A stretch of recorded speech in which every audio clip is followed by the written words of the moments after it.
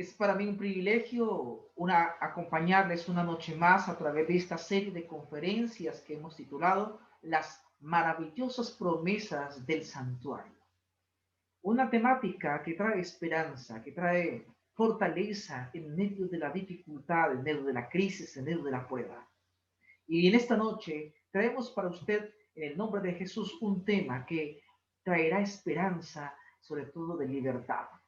Y por eso en esta noche queremos extender la bienvenida a ustedes, nuestros amigos que están conectándose a través de esta transmisión, a nuestros hermanos de nuestra iglesia que cada noche se han venido conectando, escuchando cada mensaje. Y en esta noche de hoy, de nuestro quinto tema, queremos compartir un tema que sé que será de gran bendición para usted. El tema de esta noche lo hemos titulado Libres del pecado.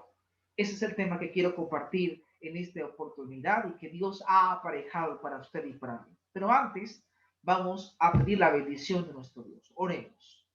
Nuestro Padre Celestial, te damos gracias por la linda oportunidad que nos da de abrir tu palabra a continuación. No queremos hacerlo sin primero contar con tu bendición, sin primero, Espíritu Santo, pedirte que por favor te posesione en nuestro corazón y en nuestra mente y poder entender, Señor, el plan que tienes para nosotros, el regalo maravilloso de la salvación, que de alguna manera nos permite encontrar y conocer el verdadero carácter de ti, oh Padre Celestial. A los amigos que nos acompañan, Señor, impresiona sus mentes a través del mensaje de esta noche. Úsanos, nos colocamos en tus brazos de amor. Lo pedimos, Señor, y al terminar este culto, al terminar esta transmisión, seamos impresionados por tu Santo Espíritu. Lo agradecemos y lo pedimos en el nombre de Jesús. Amén. Si hay una situación, mi amigo querido, el cual todo ser humano anhela de verdad, es tratar de librarse de cualquier tipo de preocupación. La vida trae diferentes tipos de cargas. La vida trae cargas que abruman el corazón, abruman el alma. Hay tantas tensiones en nuestra sociedad moderna, tan sofisticada, que vivimos en un mundo muy a menudo por situaciones difíciles de poder llevar. Pero lo que más está destruyendo las personas de hoy en día es prácticamente no saben cómo sobrellevar el tema de la culpa. Hay personas que sufren, que adquieren enfermedades como resultado de la culpa, resultado del remordimiento y con lo que realmente no saben cómo deshacerse del remordimiento y lo que afecta a sus conciencias. Ahora, yo preguntaría hoy en día cuál sería uno de los medios más comunes por los que los seres humanos emplean para procurar librarse de la carga de la culpa. ¿Cómo una persona puede tratar de librarse de la culpa hoy en día? Podemos tratar de enumerar alguna serie de circunstancias por las que las personas tratan de librarse de la culpa. Y es que hoy en día la sociedad no, de alguna manera, la sociedad no asume la responsabilidad. Y voy a hacer un ladito aquí para que ustedes puedan ver la imagen. Ustedes pueden observar aquí la imagen de la muchacha, como que no queriendo reconocer que la culpa es de ella. Ella está tratando de alguna manera, esta joven, tratando de decir, ¿soy yo? ¿Acaso soy yo? Realmente, hoy en día, esa es la actitud de la sociedad de hoy en día. Personas que de alguna manera quieren, a pesar de que, a pesar de que reconocen que han cometido alguna falta, de alguna forma no quieren reconocer por completo la responsabilidad de ella. Por ejemplo, no falta el asesino que pueda terminar diciendo, es que lo hice en defensa propia. No falta que el que no puede negar que robó, decir, es que yo nunca he matado, por lo menos no maté. Y entonces tratamos de justificar la situación, tratamos de justificar nuestras faltas, asumiendo realmente la completa responsabilidad. De hecho, uno de los medios más comunes, claramente digo, uno de los medios más comunes que surgen hoy es de aquellas personas que tratan de librarse del remordimiento buscando culpar a otros. Aquí también vemos una imagen, vemos por ejemplo todas las manos señalando a otro, es decir, a veces no queremos asumir la responsabilidad y la mejor forma de librarnos de esa responsabilidad es señalando a otros. porque es donde ahí comenzamos a buscar el famoso chivo expiatorio. Aunque ese término obviamente sale de la Biblia cuando hablamos del día de la expiación y siempre había un chivo o un cordero o un animal el cual cargaba con la culpa de todo el pueblo.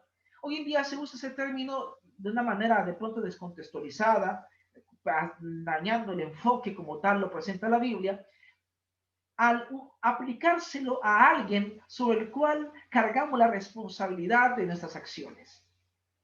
Por eso, mi amigo querido, el hombre hoy en día no sabe qué hacer con la culpa, no sabe cómo justificarse con la culpa. No falta las personas, por ejemplo, que de alguna manera tratan de justificar su culpa al atribuir que de pronto es un castigo divino. Mira, eso no es nuevo. Desde el momento en que Adán y Eva pecaron, el hombre comenzó a echar la culpa prácticamente a Dios por lo que le estaba sucediendo. Yo no sé si ustedes recuerdan que cuando el Señor fue a entrevistarse con Adán y Eva después de haber fallado en el Edén, lo primero que hace Adán es echarle la culpa a Dios porque le dice, la mujer que tú me diste, ella fue la que me hizo comer. En otras palabras, le está echando la culpa a Dios. Y cuando el Señor le pregunta a Eva, ella dice, es que la serpiente, la que tú creaste fue la que me dijo que comiera. ¿Quién creó la serpiente? Pues Dios. ¿Quién creó la mujer? Pues Dios. En otras palabras, no asumimos la responsabilidad. Queremos echar la culpa a otra persona, a otro ser, a un tercero. Es más, hay personas que tratan de justificar, evitar la culpa, tratando de pagar con actos como laceraciones, como penitencias, para justificar realmente y quedar a callar su conciencia con respecto al asunto. Es lo que se le conoce como procurar compensar la falta de alguna manera, haciendo mucho ruido para que no se descubra realmente lo que hay en el corazón egoísta y corrompido detrás de muchas cosas estruendosas. Y obviamente hay personas que dicen realmente, tengo la culpa porque estoy víctima del castigo de Dios. Comenzamos a hacer eso, soy víctima del castigo de Dios. Pero realmente, amigo querido, la culpa es un tema tratado en el Israel antiguo. Dios buscó la forma de ayudar al pueblo de Israel de sus culpas. Dios responde a ese anhelo humano, el cual da el camino para que el ser humano pueda librarse de alguna manera del peso espiritual que agobiaba al hombre en el tiempo pasado.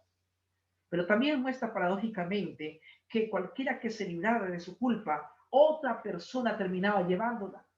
Finalmente, en alguien terminaba esa culpa. Ahí donde viene la palabra en hebreo que vimos en el tema de anoche, la palabra en hebreo de nasaón, que significa llevar la culpa, aunque otros tratan de interpretarlo como quitar la culpa, pero el término como tal significa llevar la culpa. Ahora, hablando de ese término, surge entonces la primera pregunta del tema de esta noche. La primera pregunta es la siguiente. Según las leyes antiguas, ¿no?, del Antiguo Testamento, del pueblo de Israel antiguo, ¿quiénes llevaban el pecado o la iniquidad en ese entonces, en esa oportunidad? Comencemos considerando que la carga del pecado era llevada, pero ¿quiénes llevaban esa carga del pecado? Es obvio que en primera instancia la persona que llevaba el pecado era la persona que lo perpetuó, la persona que cometió la falta. La palabra de Dios nos lo dice en Levíticos capítulo 5, el versículo 17, cuando dice, si alguno pecare por haber sido llamado a testificar, y fue testigo que vio o supo y no lo denunciare, él llevará su pecado. Así que la primera persona de entrada que llevaba la culpa era la persona que perpetuó el pecado, que cometió el pecado, que cometió la falta. Pero luego comenzamos también a ver cómo, y finalmente dice el versículo 17 de Levítico 5, finalmente, si una persona pecare o hiciera alguna de todas aquellas cosas que por mandamiento de Jehová no se han de hacer, aún sin hacerlo a sabiendas, es culpable y llevará su pecado. Es decir, en primera instancia, la persona que llevaba el pecado era el mismo que lo había perpetuado. Pero viene la pregunta 2. ¿Hasta cuándo Hablando acerca de los descendientes de los culpables, ¿será que los descendientes, será que los hijos de la persona pecadora también llevaban la culpa? Aquí viene la pregunta. ¿Hasta cuándo podían los descendientes inocentes llevar o sufrir las consecuencias del pecado de sus padres? Y aquí quiero ser enfático que una cosa es llevar la culpa de su papá, de su abuelo, y otra cosa muy diferente es llevar las consecuencias de la culpa, las consecuencias del pecado. No confundamos llevar la culpa de su antepasado a llevar las consecuencias. Obviamente, cada quien tenía que responder por la culpa de sus actos, pero esas acciones, ese pecado traía consecuencias, las cuales posiblemente iba a afectar a sus descendientes, iba a afectar a su familia. Mira, estoy tratando como ejemplificarlo con una persona, de alguna manera, acaricia el pecado de la intemperancia, por ejemplo, a través de fumar cigarrillo o a través de consumir bebidas alcohólicas. La persona cree que él mismo asume la culpa. Dice, está bien, yo asumo la culpa, pero a veces se le olvida pensar que las personas que están a su alrededor van a vivir a consecuencia de su pecado. La persona que fuma cree que él es responsable de su propia vida, pero a veces se ven afectadas las personas que viven a su alrededor, porque los que viven a su alrededor se convierten en fumadores pasivos. Hay personas que han concebido cáncer por causa de que, aunque no es fumador, se convierte en un fumador pasivo porque su papá o su ser amado que vive en su casa consume constantemente el cigarrillo. Hay consecuencias y posiblemente esas consecuencias pueden pasar a otras generaciones. A eso me estoy refiriendo cuando la pregunta que estamos haciendo, planteando en este numeral 2, es ¿hasta cuándo pueden los descendientes inocentes llevar a sufrir las consecuencias del pecado de sus padres? Así que el libro de Números, el capítulo 14, versículo 33, nos dice claramente, y vuestros hijos andarán pastoreando en el desierto 40 años, y ellos llevarán vuestras rebeldías hasta que vuestros cuerpos sean consumidos en el desierto. Ahora, ¿hasta cuándo debían sufrir las consecuencias del pecado de sus padres en este pasaje? Estamos hablando de consecuencias. Obviamente el texto está diciendo hasta que muriesen sus padres como castigo de su pecado, lo que está diciendo el texto bíblico. Además, el capítulo 23 de Deuteronomio también nos lo sigue aclarando. Los hijos que nacieren de ellos, es decir, los edomitas, los egipcios que se establecían en la tierra prometida, en la tercera generación entrarán en la congregación de Jehová. Y en Éxodo capítulo 20, versículo 5, hablando de uno de los mandamientos del Señor, creo que hablando del tercer mandamiento, dice, el segundo mandamiento dice, no te inclinarás a ellas, ni las honrarás, refiriéndose a las imágenes, a los ídolos, porque yo soy Jehová tu Dios fuerte, celoso, que visito la maldad de los padres sobre los hijos hasta la tercera y cuarta generación de los que me aborrecen. Recordemos que el pueblo de Israel había desobedecido a Dios en el pasado, yendo tras otras culturas, contaminándose con otras creencias de otras naciones. Y al poderse ir tras otras naciones, terminaban adorando otros ídolos. Y obviamente desobedeciendo un mandato de Dios, y esto llevaba a que las generaciones siguientes tuvieran que ver, a atender o recibir la consecuencia de los actos de sus padres. Porque lo que ellos hacían, sus hijos lo veían y lo repetían. Y posiblemente hasta que alguien de la descendencia no cortara con ello, pues obviamente no iban a seguir siendo idólatras. La influencia de los padres afecta obviamente a sus descendientes. Por eso, mis amigos y hermanos queridos, en este pasaje se hace ver qué punto, se hace ver muy puntualmente la ley de la herencia y cómo esta ley de la herencia puede gravitar a generaciones sucesivas. Ahora es evidente que el análisis que Dios hace de las vidas, de las naciones, de los pueblos y de las familias, no pasa por alto ante los efectos naturales de la determinada acción o pecado que esta familia cometía o que esta persona cometía. En algunos casos, como el de los egipcios, por ejemplo, que algunos que caían en la idolatría, esos efectos podían durar hasta tercera o cuarta generación. Ahora, las leyes naturales de la herencia, Dios de alguna manera no privaba a Dios de su misericordia. A pesar de que la ley de la herencia estaba, la misericordia aún de Dios estaba manifestada y no podía privar de que Dios manifestara su misericordia para con los descendientes de aquellos pecadores. Así que Deuteronomio, el capítulo 23, el versículo 2 y 3, también nos menciona con respecto a ese tema. Dice, no entrará bastardo en la congregación de Jehová, ni hasta la 10ª generación no entrará en la congregación de Jehová. No entrará amonita ni moabita en la congregación de Jehová, ni hasta la 10ª generación de ellos. No entrarán en la congregación de Jehová para siempre. Ahora, en el contexto de alguna ley de justamente de Deuteronomio 23, no es muy claro el contexto de allí. Pero, por ejemplo, a quienes se define con el nombre por ejemplo, en hebreo, la palabra mamzer, que se traduce como bastardo, ¿sí? Se interpretaba en algunas oportunidades por la tradición rabínicas a las personas refiriéndose a los mestizos. ¿Quién eran los mestizos? Los mestizos eran, según la interpretación de algunas interpretaciones rabínicas, se estaba refiriendo al resultado de las alianzas ilícitas, como algunos del pueblo de Dios que se casaban con personas que no eran del pueblo y de alguna manera se le llamaban de esta manera bastardos o hijos de prostitución. Se refería a casarse con otros que no eran de su fe, que no eran de su nación, y de alguna manera había una sentencia al respecto.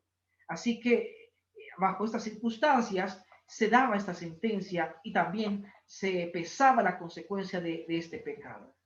Por ejemplo, el libro de Ezequiel, el capítulo 44, el versículo 10 al 14, habla a lo siguiente con respecto a los levitas. Y los levitas que se apartaron de mí cuando Israel se alejó de mí, yéndose tras sus ídolos, llevarán su iniquidad.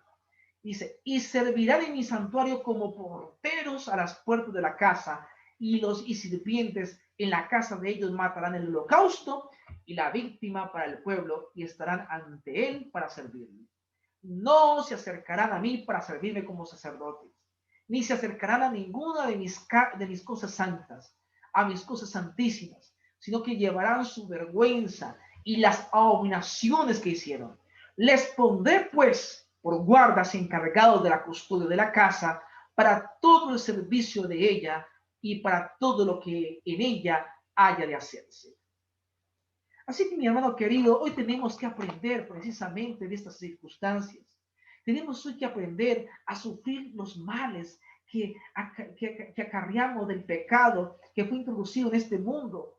Aunque lo recibimos por herencia, aunque no participamos directamente en el pecado de Adán y Eva, de alguna manera recibimos por herencia esa herencia pecaminosa. Ahora, mi amigo querido, sin embargo, hoy también vivimos consecuencias de las decisiones que toman los políticos en nuestro país, las decisiones que toma un gobernante. Vivimos finalmente, recibimos finalmente consecuencias de sus malas decisiones, de sus malas acciones. ¿Cuántos hijos sufren por las malas decisiones de sus padres, por los actos pecaminosos de sus padres? Un papá que se convierte en una persona promiscua, que le es infiel a su esposa, él cree que su infidelidad él mismo la va a asumir, pero lo que no se imagina es cómo puede afectar su futura generación. Porque después de haber estado de manera lasciva, de manera promiscua con otras mujeres, termina embarazando a su esposa y lo terrible es que termina contagiándola de SIDA. Y el bebé que viene en camino viene con SIDA. La culpa no es del bebé, la culpa no es de la siguiente generación. Sin embargo, aunque la culpa no es de la siguiente generación, vive la consecuencia del pecado de su papá. Tristemente, y es ahí donde todo comienza a tornarse injusto por causa del pecado. Pero viene la siguiente pregunta. ¿Qué hace realmente la persona inocente? Por ejemplo, que a veces es agredida injustamente cuando decide perdonar sincera y completamente al culpable. Yéndonos un poquito con el tema de la culpa y dejando a un lado el tema de la consecuencia para con los hijos. Ahora viene el tema, por ejemplo, cuando una persona es agredida, es inocente, es injuriada, pero que se descubre realmente la injusticia. Ahora esta persona dice, ahora lo que voy a hacer es desquitarme, ahora lo que voy a hacer es vengarme. ¿Será que realmente era correcto que la persona ahora decidiera vengarse por haber sido tratado injustamente? ¿Qué hace realmente la persona inocente que es agredida injustamente cuando decide perdonar sincera y completamente al culpable? ¿Sabe? Según varios pasajes bíblicos, lo que la persona inocente hace cuando perdona el agravio es cargar prácticamente la consecuencia del pecado sin buscar desquitarse el mal recibido ni echarlo sobre el culpable para que pague por lo que hizo. Aquí es donde se determina que Dios recomienda que por favor no tome la justicia por su propia mano. Por ejemplo, el libro de Génesis, el capítulo 50, el verso 17, nos habla de la ocasión cuando José decide perdonar a sus hermanos. Y mira lo que dice el versículo 17 de Génesis 50.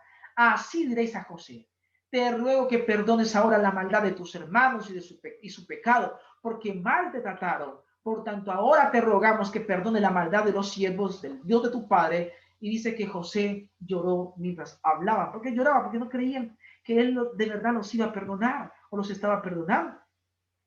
Una vez más que Jacob murió, los hermanos de José se acercaron a él y le preguntaron le preguntaron si realmente los había perdonado de corazón, que por favor no se pueda desquitar con ellos por el mal que había llevado tanto tiempo. Pero el pasaje, mi amigo querido, que normalmente se traduce aquí para perdonar literalmente, significa llevar la rebelión, es decir, llevar ese mal en su corazón, no despojárselo al otro. Y sabe, mi amigo querido, aquí realmente no está hablando de que la persona cuando va a perdonar se va a descargar de su rabia, descargar de su amargura sobre la otra persona o injuriar a la persona que le cometió el agravio. No, aquí se refería a llevar esa circunstancia porque realmente su intención no era venganza, no era vengarse. Saben, mis amigos queridos, frente a este tipo de circunstancias, cuando muchas veces alguien nos hace mal, lo mejor realmente es que nosotros podamos confiar en Dios en las promesas que Él nos ha dado. Y es que Él limpia nuestro corazón. Y así como Él nos perdona, Él nos invita a que perdonemos a otros. ¿Sabe, mi amigo querido? La reacción más natural del ser humano es querer desquitarnos de la injusticia que nos hicieron. Muchas veces desquitarnos, es descargarnos, es limpiarnos sobre el otro que nos hizo mal. Pero, ¿sabe? Lo hacemos para tratar de resarcirnos o mejorar nuestra imagen de las cosas pasadas. Pero aquella persona que perdona, en cambio, lo que hace la persona que perdona de verdad, realmente no se desquita, no va contra el ofensor, espera en Dios y deja que Dios sane su corazón.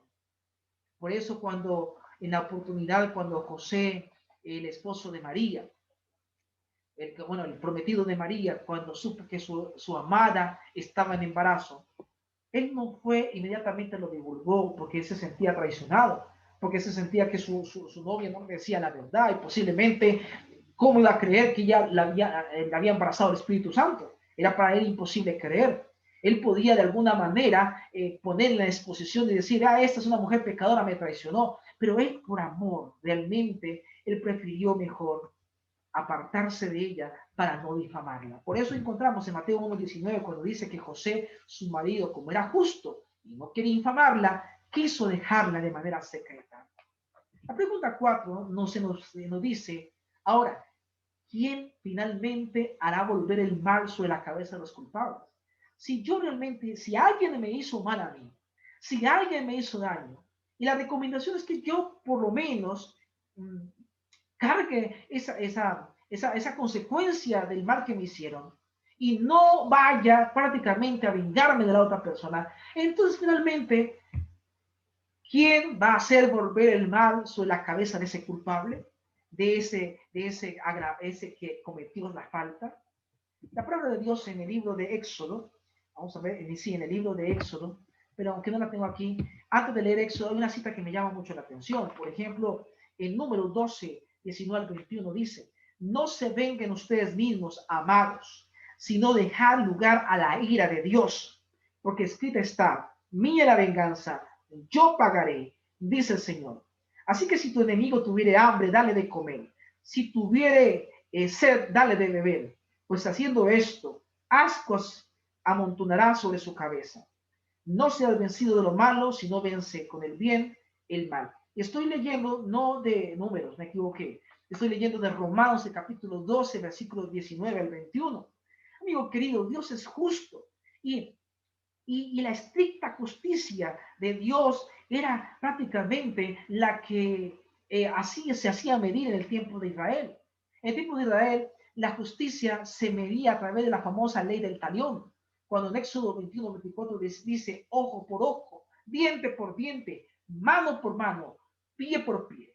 Sin embargo, el amor de Dios que estaba impreso en la ley del pueblo de Israel antiguos, estaba también a devolver bien por mal, a no desquitarse mal por mal. Dios se invitaba a que también se devolviera bien por mal, aunque debían aborrecer al enemigo. La Biblia también menciona que se debía aborrecer al enemigo, pero en el sentido, si este enemigo lo incitaba a mal, debían apartarse de él. No estaba hablando de vengarse del enemigo, a menos que Dios decidiera enviar a alguien para ejecutar justicia, como cuando Dios mandaba al pueblo de Israel para que destruyera ciertas ciudades. Era porque Dios mismo lo estaba solicitando y Dios estaba usando al pueblo para ejecutar justicia. El mismo libro de Éxodo, en el capítulo 23, versículo 4 al 5, dice: si encontrares el buey de tu enemigo o su asno extraviado, vuelve a llevárselo. Mira lo que Dios estaba prácticamente haciendo. No se desquite con su enemigo. Y llama la atención, mi amigo querido, que el cuadro de venganza que está en las manos de Dios, como Dios es justo, se expresa en términos semejantes a la ley del talión. El culpable que comete una falta contra otros les hace llevar el mal que les causó. Recibirá el mal contra sí mismo. Es Dios el que devuelve el asunto, es Dios que se encarga de hacer lo justo. Dios no quiere que usted en su corazón cargue el veneno de la venganza. Libro de Números 32-23 dice: mas si así no lo hacéis, he aquí habréis pecado ante Jehová, y sabed que vuestro pecado os alcanzará. Así que el Señor llamaba a perdonar, a reconciliarse, no a desquitarse, no a aplicar justicia por su propia mano. Joel, capítulo 3, versículo 4 al 7 dice: y también, ¿qué tengo yo con vosotras, Tiro y Sidón, y todo el territorio de Filistea? ¿Queréis vengaros de mí? Y si de mí os vengáis, bien pronto yo haré recaer la paga sobre vuestra cabeza. Así que Dios no estaba de acuerdo con la venganza. Dios no avalaba la venganza de parte del pueblo, a menos que Dios mismo ejecutara la justicia y usara al pueblo como instrumento de justicia. Era algo muy diferente. Así que Joel sigue diciendo: he aquí yo lo levantaré del lugar donde lo vendisteis y volveré vuestra paga sobre vuestra cabeza. Apocalipsis también 18:6 dice: dale a ella, refiriéndose a la caída de Babilonia, dale a ella como ella os ha dado, pagarle doble según sus obras. En el cáliz en que ella preparó bebida, prepararle a ella el doble. Dios haciendo justicia en el final del tiempo contra la Babilonia mística, la Babilonia espiritual. Ahora, entonces viene otro interrogante. Ya sabemos que Dios se encarga de la justicia, pero ¿sobre qué o quiénes determinó Dios que se cargase el pecado de los penitentes que se arrepentían y confesaban sus faltas? Si alguien realmente había cometido mal, había cometido un agravio contra otra persona, entonces ¿sobre quién determinaba Dios que se cargara el pecado de los penitentes, de los pecadores que se habían arrepentido y que de alguna manera habían confesado sus faltas o sus culpas? Saben, mis amigos queridos, aquí llevamos entonces a Levíticos. El libro de Levíticos, el capítulo 4, versículo 22, encontramos prácticamente un consejo al respecto sobre quién se llevaba la falta. Porque mira, déjeme decirte, mi amigo querido, que el término aquí para llevar la falta, el llevar la iniquidad, es la palabra ewon en hebreo. Según la Biblia, no solamente el culpable y sus descendientes debían arrastrar la consecuencia del pecado. Déjeme decirte que cuando un pecador se arrepentía de sus pecados, confesaba sus ofensas, suplicaba perdón a Dios, el pecado era transferido por imposición de manos sobre el animal sustituto, el animal que lo iba a sustituir, y posteriormente este cordero iba a ser tocado por otras personas como los sacerdotes, lo que significaba que era que el sacerdote se contaminaba, tal como lo predicamos ayer. Así que esto ya pasaba a contaminar personas, objetos que estaban en el santuario. El libro de Levítico lo presenta así. Levíticos 4:22 dice: cuando pecare un jefe e hiciere por yerro algo contra alguno de todos los mandamientos de Jehová, su Dios, sobre cosas que no se han de hacer y pecare, luego que conociere su pecado que cometió, presentará por su ofrenda un macho cabrío sin defecto, y pondrá su mano sobre la cabeza del macho cabrío, y lo degollará en el lugar donde se desgüella el holocausto, delante de Jehová en expiación. Y Levíticos capítulo 5, el versículo 5 al 6 dice: cuando pecare en alguna de estas cosas, confesará aquello en que pecó, y para su expiación traerá Jehová por su pecado que cometió una hembra de los rebaños, una cordera o una cabra como ofrenda de expiación, y el sacerdote le hará expiación por su pecado. Claramente, mi amigo querido, mediante la comida del sacrificio, el sacerdote tomaba el sacrificio, la carne del cordero, la comía, y al comerla llevaba el pecado del penitente. La persona que se arrepentía quedaba libre del pecado. Ahora el pecado quedaba ¿dónde? En el santuario, a través del sacerdote, porque el sacerdote había comido la carne del cordero. O cuando la sangre era asperjada en el lugar santo, allí también quedaba el pecado del penitente o de la persona arrepentida. Eso no lo confirma el libro de Levíticos, el capítulo 10, versículo 17, cuando dice: ¿por qué no comiste la expiación en el lugar santo? Pues es muy santa, y la dio él a vosotros para llevar la iniquidad de la congregación, para que sean reconciliados delante de Jehová. Y número 18:1, refiriéndose a Aarón, dice: Jehová dijo a Aarón: tú y tus hijos y la casa de tu padre contigo llevaréis el pecado del santuario. Es decir, el hecho de llevar el pecado significaba de que las personas arrepentidas habían quedado libres y el pecado quedaba en el santuario. ¿Saben, mi hermano querido? Las leyes de Dios de la antigüedad, del antiguo Israel, tenían como propósito demostrar que alguien debía llevar el pecado y pagar por él.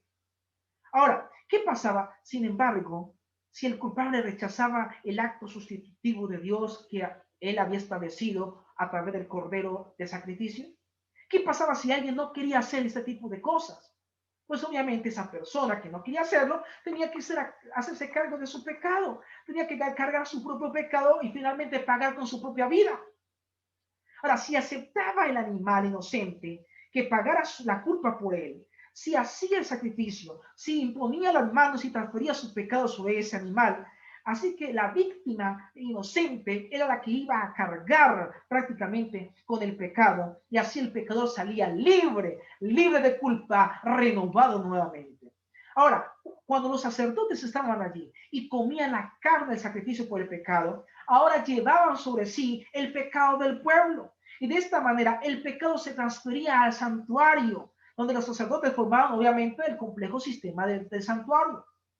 Ahora en otras palabras, cuando los sacerdotes, pero ahora, ¿cómo se limpiaba entonces el santuario? Ahí era donde tenía que esperarse cuando llegara y se celebrara el día de la expiación. El día de la expiación era donde se limpiaba el santuario, y pues obviamente se incluía el sacerdote.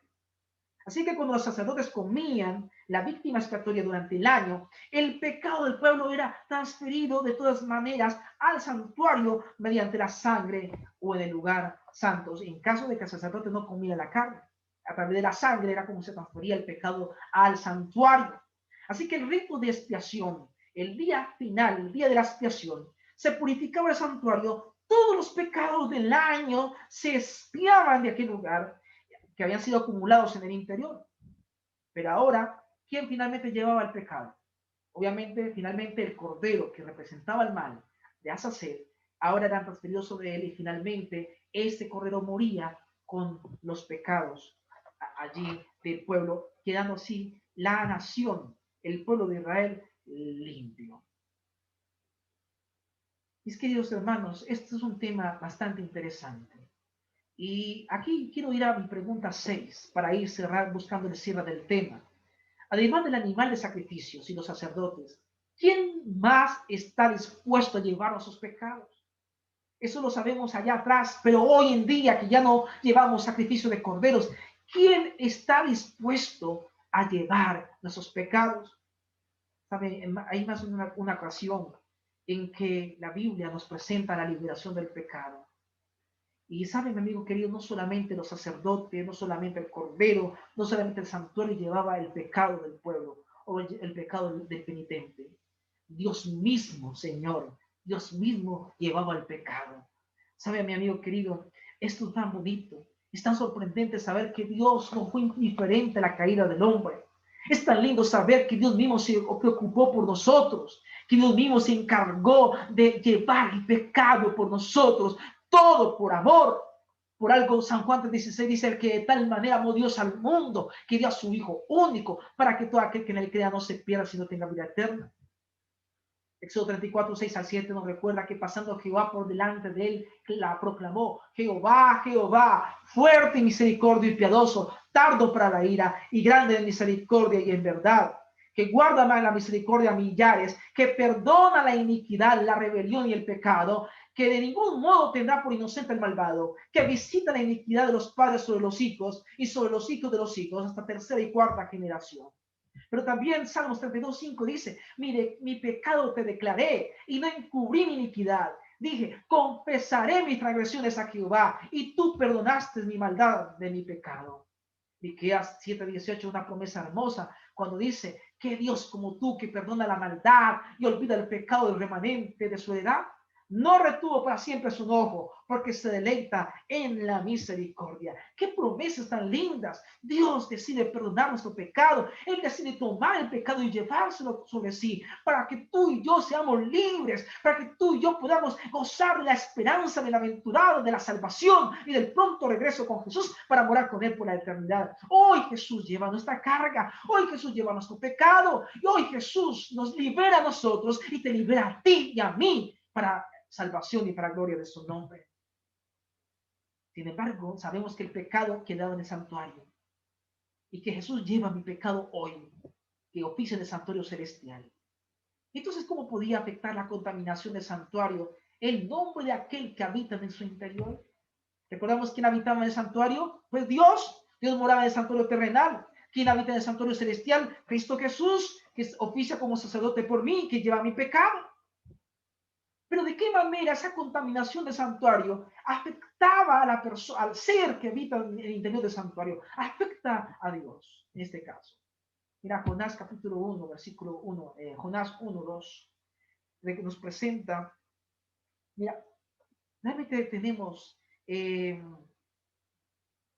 no se puede negar rotundamente que los pecados llegan hasta Dios. Y Jonás 1:2 nos lo aclara: levántate y ve a Nínive, a aquella gran ciudad, y pregona contra ella, porque ha subido su maldad delante de mí. Esdras 9:6 también lo menciona. Y dije: Dios mío, confuso y avergonzado estoy para levantar, oh Dios mío, mi rostro a ti, porque nuestras iniquidades se han multiplicado y sobre nuestras cabezas, y nuestros delitos han crecido hasta el cielo. Aquí encontramos de la manera como el pecado de alguna forma llega hasta el cielo. Cómo el pecado, según la palabra de Dios, llega hasta la presencia de Dios. Porque dice que las iniquidades han subido hasta mí. Mateo 23:21 dice: el que jura por el templo, jura por él y por el que lo habita. Levíticos 23 dice: yo pondré mi rostro contra el varón y lo cortaré de entre su pueblo, por cuanto dio de sus hijos a Moloc, contaminando mi santuario y profanando mi santo nombre.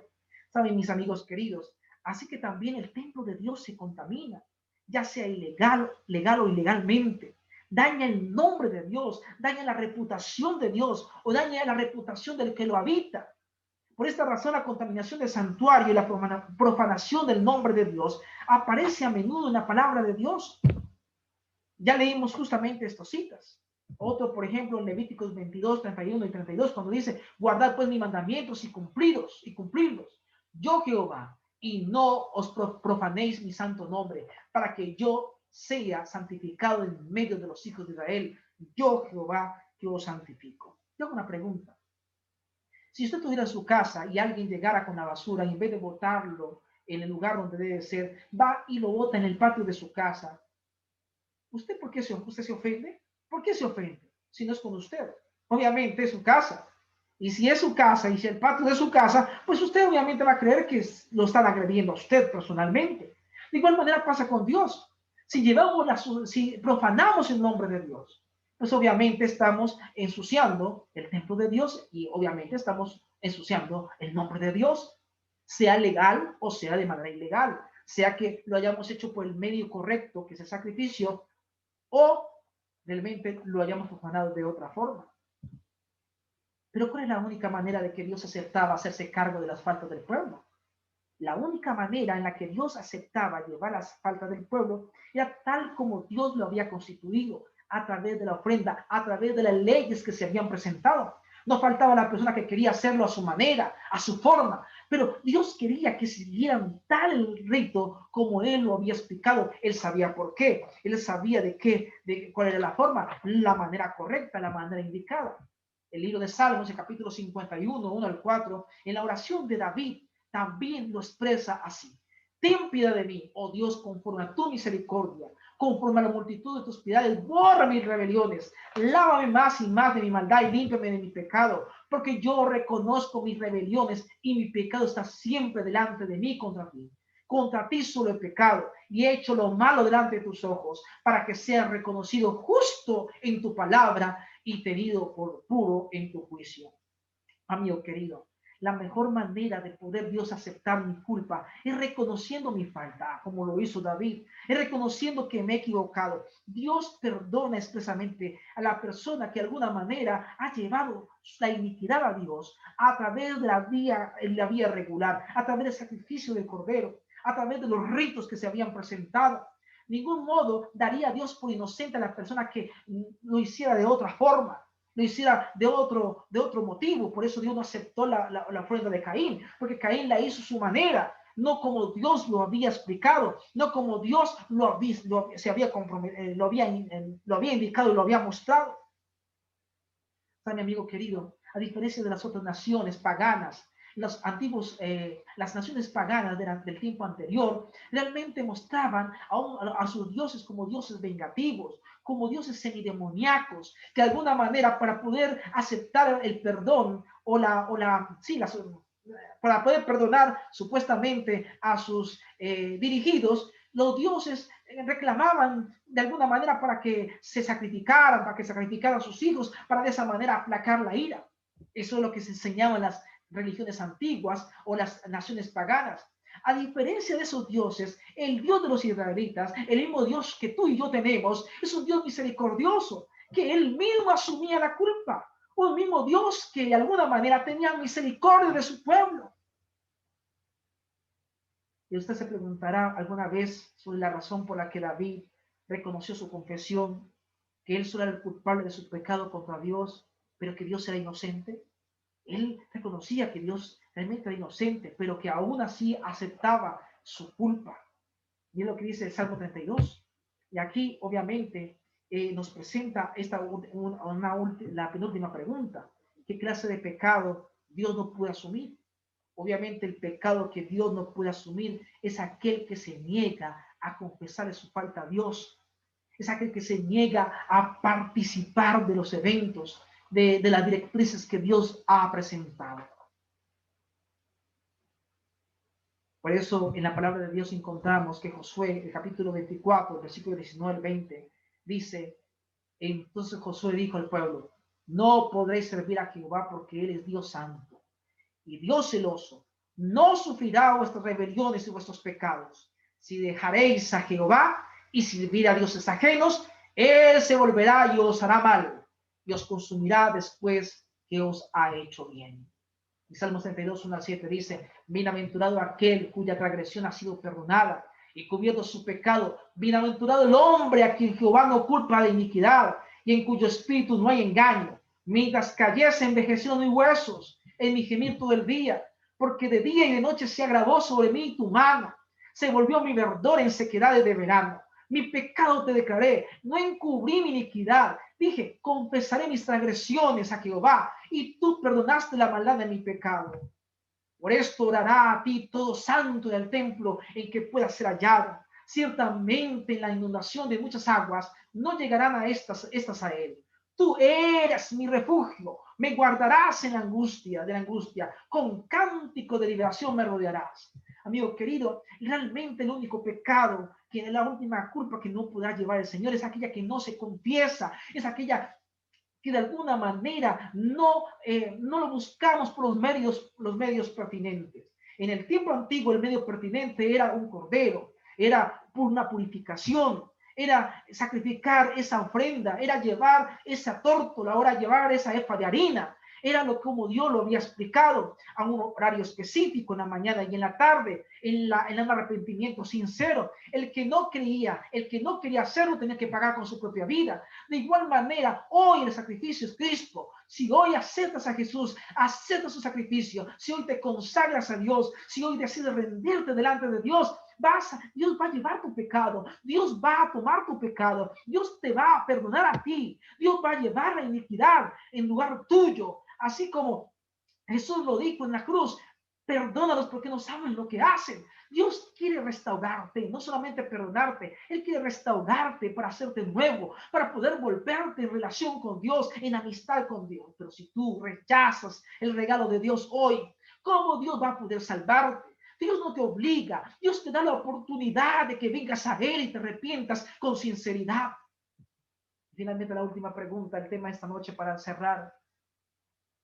¿Cómo entonces se llevará a cabo la vindicación final de la justicia de Dios en el santuario celestial? Si Él lleva mi pecado está en el cielo. Si Él como sacerdote lleva mi pecado y el santuario de Dios se contamina, entonces el nombre de Dios se está viendo de alguna manera, su reputación se está viendo de alguna manera afectada. Dios tiene que vindicar finalmente su justicia en el santuario celestial. ¿Cómo se iba a llevar esa vindicación final? Así en el pasado, recuerdan, había una fiesta que se llamaba el Día de la Expiación. Todos los israelitas eran llevados a la escena del juicio final. La figura del juicio, del Día de la Expiación en el pasado era una sombra, era una figura del juicio investigador que se desarrollaría en el santuario celestial en el cielo, donde el sumo sacerdote es Jesús, donde se está desarrollando un juicio en el cielo, donde se está vindicando el carácter de Dios final. Saben, mis amigos queridos, Levíticos, el capítulo 19, 16 al 19, nos presenta lo que pasaba allí en el día de la expiación. Así purificará el santuario a causa de las impurezas de los hijos de Israel, de sus rebeliones y de todos sus pecados. Y de la misma manera hará también el tabernáculo de reunión, el cual reside entre ellos en medio de sus impurezas. Ningún hombre estará en el tabernáculo de reunión cuando él entre a hacer la expiación en el santuario hasta que él salga y haya hecho la expiación por sí, por su casa y por toda la congregación de Israel. Y saldrá al altar que está delante de Jehová y lo expiará y tomará de la sangre del becerro y de la sangre del macho cabrío y la pondrá sobre los cuernos del altar alrededor y esparcirá sobre él la sangre con su dedo 7 veces y lo limpiará y lo santificará de las inmundicias de los hijos de Israel. Ay, mi hermano querido, eso que pasó en el tiempo pasado era una figura de lo que Jesús está haciendo hoy en el cielo. Ese juicio investigador que comenzó desde 1844, hoy Él está expiando nuestros pecados, el santuario celestial está siendo purificado y se está vindicando el carácter de Dios como un Dios justo ante tanta acusación que Satanás ha hecho a través de los años. Impresionantemente, es este mensaje de salvación para ti y para mí, siendo que durante el año litúrgico, en el pasado, el santuario y el nombre divino estaban siendo afectados. El día de la expiación se purificaba y se limpiaba y se perdonaba y el pueblo quedaba perdonado. Hoy Jesús está en el santuario celestial y allí en el santuario celestial Cristo está abriendo sus brazos para poder justificarnos y poder de alguna manera imputarnos su justicia. Si usted y yo tiene sentir que hubo en Cristo Jesús, no volvemos a ser condenatorio con los demás, no vamos a volver a pecar, no vamos a volver a ser ofensivos con otros. Ese mismo sentir que tuvo Jesús por nosotros, es el mismo sentir que tú y yo debemos tener por los demás.